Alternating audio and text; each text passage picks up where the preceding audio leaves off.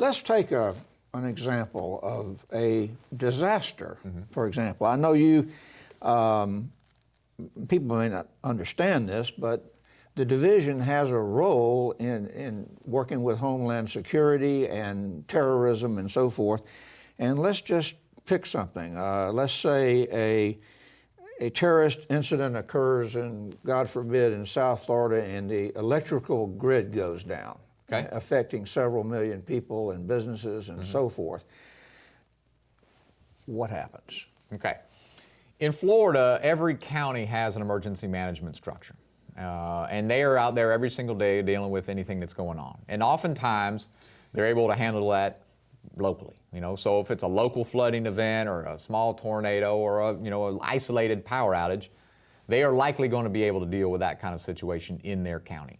However, in the situation you described, it's likely going to outstrip their capacity to deal with that situation. And so our job as the state is to assist the locals in dealing with that. And so we're going to be leaning forward, talking to the local counties that are engaged with that situation, and helping to provide the resources and assets necessary to restore normalcy as quickly as possible. And so regardless of, like you said, whether it's a natural disaster or a man-made disaster or just something that's happened to the electrical grid, the outcome is the same. 2 million people were without power, and so we've got to figure out how these people are going to get fed, how they're going to get housed, et cetera. We're helping to support that. And the first step is to see what assets are available at the local level, and then you move from there. Absolutely. We're all the time communicating with all of our partners across the state, helping understand what's going on and how they're dealing with it. And so if we anticipate something could outstrip their capacity, we're ready to get in there as quickly as possible and help with it. So we're leaning forward all the time. We've got assets pre-positioned around the state that we can quickly move into position. But it's first of all understanding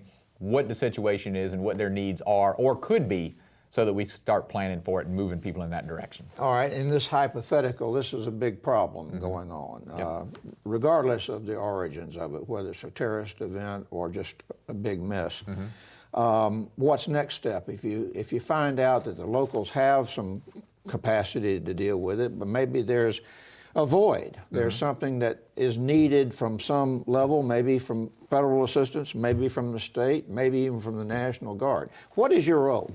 Well, probably what would happen in that situation is we'd get a state of emergency from the governor, which is going to help us carry out the functions that we need to do. It's going to allow us to task other state agencies and other agencies with getting in there and helping to deal with that situation. And so the Division of Emergency Management is not a large state organization. We're reliant upon our partners at the Department of Transportation and the Department of Environmental Protection and some of those other state agencies to support us. That state of emergency gives us that power and that flexibility necessary to engage all of our other partners in that process. And so again, we'll be starting hearing from the locals on what their needs are, where the shortfalls are, and then identifying where we can get those resources from. Do we need to get it from another state agency or contract it, call out the National Guard, et cetera? And then we'll start determining if it's outstripped the state's capacity, in which case we'll start working with our federal partners at the Federal Emergency Management Agency to help identify that.